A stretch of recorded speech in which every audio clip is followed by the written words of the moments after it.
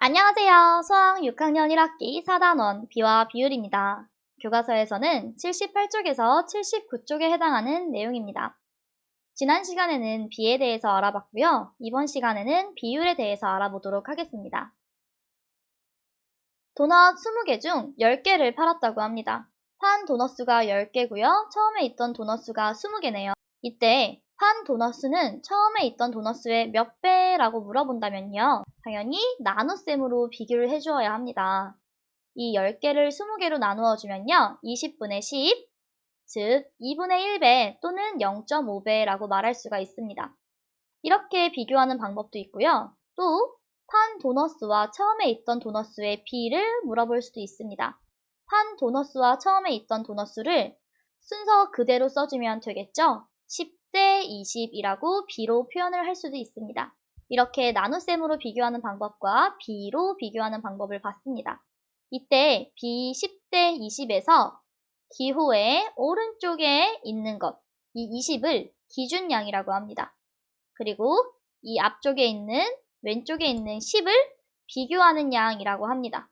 그리고 우리가 나눗셈으로 비교했던 것처럼 비교하는 양을 기준량으로 나누어 준 것을 비율이라고 합니다.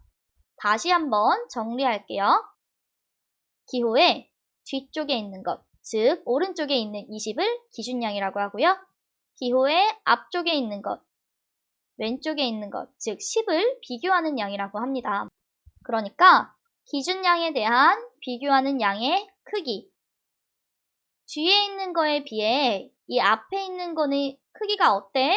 라고 물어봤을 때 이것을 답해줄 수 있는 게 바로 비율이라는 거죠. 이렇게 비율은 비교하는 양을 기준량으로 나누어줘요. 그러니까 10 나누기 20이 되는 거죠. 그래서 이 뒤에 있는 숫자가 당연히 분모로 가겠죠. 그래서 기준량분의 비교하는 양, 이걸 바로 비율이라고 하는 겁니다.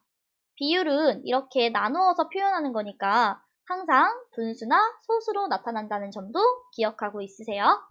자, 여기까지만 하면 이걸로 도대체 어떻게 문제를 풀어야 하지? 이게 무슨 소린지 헷갈릴 수도 있어요. 그래서 연습을 한번 해보도록 할게요. 이렇게 크기가 다른 가와 나 액자가 있습니다. 이 중에서 가 액자의 세로에 대한 가로의 비를 구하라고 했습니다. 세로가 20cm고 가로가 25cm인데요. 세로에 대한이라고 했으니까 이게 기호의 뒤쪽에 와줘야 되겠죠? 그래서 25대 20이라고 비로 표현을 할 수가 있습니다. 그리고 여기서 가 액자의 세로에 대한 가로의 비율을 물어봤으니까 이거를 그대로 분수로 나타내주면 이 뒤에 있는 게 분모로 오니까 20분의 25 또는 1.25라고 표현을 할 수가 있겠네요. 나 액자도 한번 살펴볼게요. 나 액자도 세로에 대한 가로의 비를 물어봤으니까 세로의 길이가 뒤로 와야 되겠죠. 이렇게 15대 12로요. 마찬가지로 세로에 대한 가로의 비율이니까 모모에 대한 이게 분모로 와야 되겠죠. 이 기호의 뒤쪽에 있는 모모에 대한 이게 뒤쪽에 있는 기준량이잖아요. 그러니까 기준량이 분모로 오면 12분의 15 또는 1.25라고 합니다. 이렇게 보면 두 액자는 크기는 다르지만 세로에 대한 가로의 비율이 같다는 것을 알 수 있습니다. 이제 조금 익숙해지셨죠? 마지막으로 하나만 더 적용해 볼게요. 준기는 6명이 8인실을 사용하고 지혜는 3명이 6인실을 사용합니다. 준기와 지혜 중에 누가 방을 더 넓다고 느꼈을까? 자, 방이 넓다고 느끼려면요. 방의 정원에 비해서 사람 수가 적으면 돼요. 방의 정원은 되게 큰데 사람 수가 적으면 넓다고 느낄 거예요. 그래서 이 방의 정원이라는 게 여기서 말한 8인실, 6인실이죠.